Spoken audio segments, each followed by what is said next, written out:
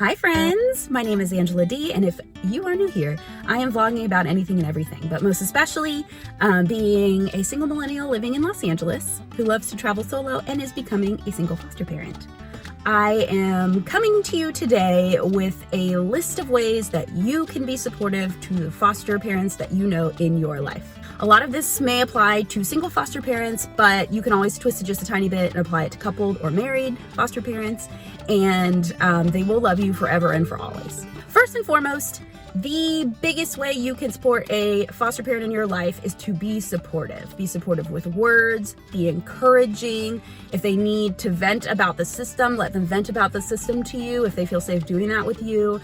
Don't say things like, you signed up for this, or you knew this was how it was gonna be. I don't know why you're complaining, because that would just make me want to punch you in the face. But none of my friends would do that, so nobody's getting punched.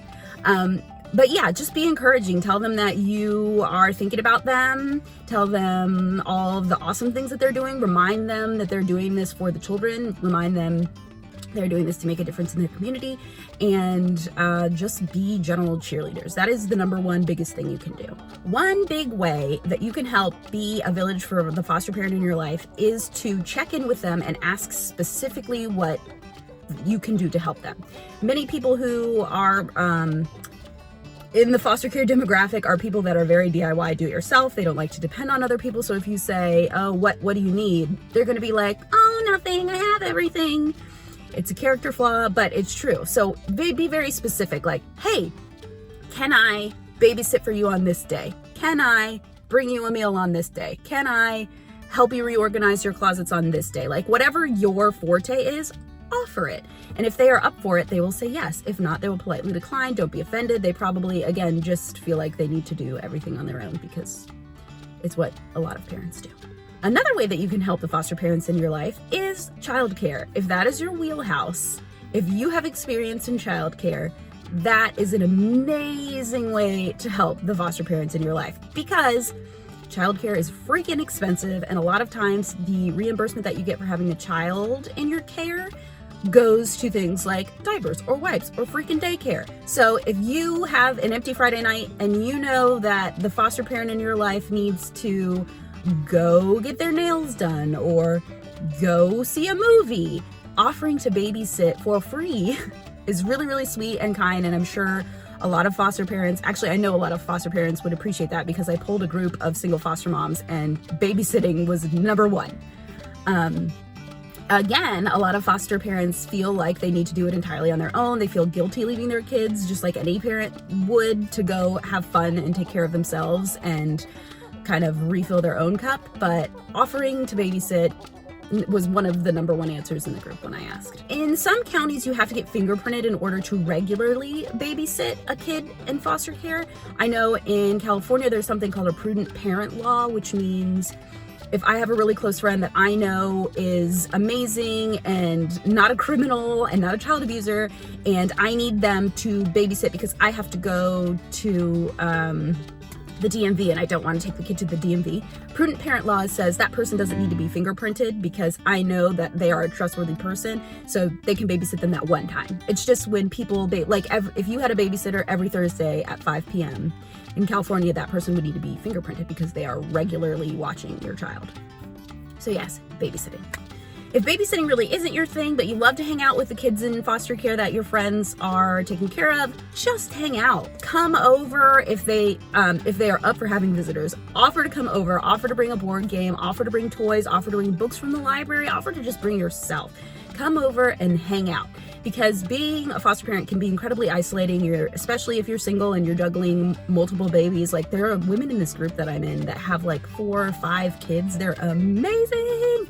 And honestly, if I didn't live in a 1-bedroom, I would want all of the babies too. Offer to come over, offer to spend time with them, offer to watch a movie with them, bring snacks, bring dinner with you. Whatever you feel like you can best give from the heart, do that. That's a really fun way for you to connect and get to know the foster kids in their care and help build intentionally lifelong connections. That's one thing in the foster care training that we learned. One of the goals of having the children in your care is to build a lifelong connection with other people so that they can have a community to grow with. Another big answer in the single foster mom group that I asked was food, bringing over food, especially in the beginning of a placement. Either giving them gift cards to restaurants that do delivery, or just bringing them takeout, or cooking a meal for them if that's your thing. Like, do that. I myself order in a lot of my food anyway. It will change when I become a foster parent. I'm going to definitely focus on cooking more nutritious meals at home. It's just a little hard when you're single to like half recipes to make them for one person instead of like 2 or 4. So I order in a lot of my food. That's my point. So, I mean, maybe that wouldn't be like the hugest help for me, but that was a huge answer for women in that group was food. Another very big way that you can be supportive to the single foster parents or foster parents in your life is to accept the kids as they are. A lot of these kids are coming in with behaviors that result from the trauma they experienced from whatever it was that got them separated from their parents. And they will have behaviors that are not typical of children who come from a loving, stable, steady home life and live with their biological parents. Accept the kids the way they are. They might be really difficult to be around. Try really hard, because this foster parent is with this kid 24/7. They love them. They know the behaviors. They know other people's reactions. They're going to get stares when they're out at the grocery store and their kid has a meltdown. They're going to get stares at the park when their kids aren't playing friendly with the other children. Be supportive of the kids as they are, and be supportive of the foster parent who needs to vent or needs help finding solutions or needs a sounding board for ideas on how she can improve their situation. Don't ridicule or comment on their awful behavior, or whatever the general public would do without knowing the behind the scenes, because as part of a village, you know the behind the scenes, and it's going to be a struggle for them, and it's going to be hard. So just really cheering on those kids, connecting with them, trying to find something that you have in common, even if their behavior may be a little volatile. Really trying to make that connection helps. Another very tangible way that you can support the foster parents in your life is supplies. So normally when people have a biological baby or they adopt a baby without being in foster care, they have baby showers. Baby showers are fun. You get to play lots of silly games, like the one where you melt all the candy in the diaper and then you have to decide what the candy is, and you guess when the baby's gonna be born, and you guess the weight and the length of the baby. And with that baby shower comes a registry. And a lot of foster parents don't feel as if they are allowed to or should ask for things off of a registry, even if they've never had kids before, even if they have none of the supplies, even if the reimbursement they get covers 0 baby items because you're spending it all on daycare.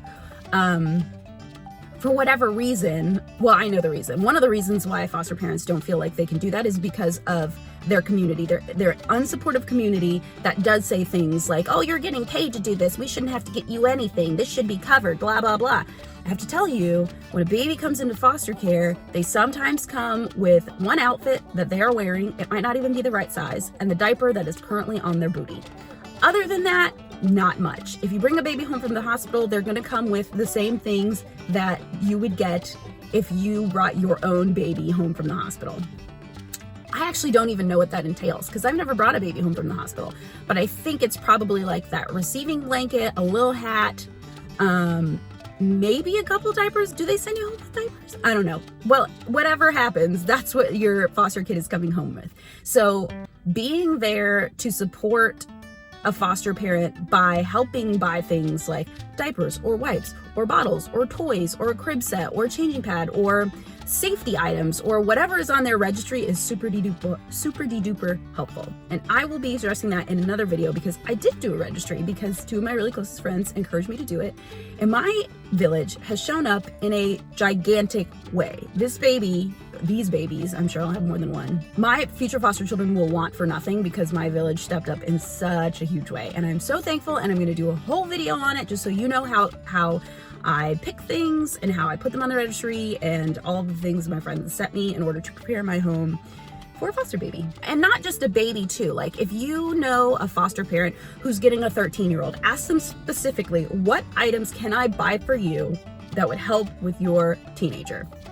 And it's probably going to be things like clothes or board games or shoes, underwear, socks, experiences like getting them a pass to the zoo, or getting them a pass to the museum, or getting them an Apple gift card. Just really check in and ask what tools they need and get it for them. Because it could be like me, where I've never had a baby personally in my house. Like, I've taken care of babies for my whole life, but I haven't had one in my house. So I had only the supplies I had hoarded from the LA Kids consignment sale for years and years and years and years. I didn't have a crib, no car seats, nothing. And now I do. Well, my light is shifting here. I'm about to go into an appointment. I just pulled over so that I could make this video. But in the future, I will make a part 2 of how you can be a supportive village for the single and coupled foster parents in your life. As always, thank you for joining me. If you haven't already, please join me on social media. I am on Facebook and Instagram at angeladeevlogs. If you haven't, you can click down here and subscribe to my channel. If you press that little bell, it'll send you notifications every time I post new content. Thank you for joining me. I hope you guys have a fantastic week.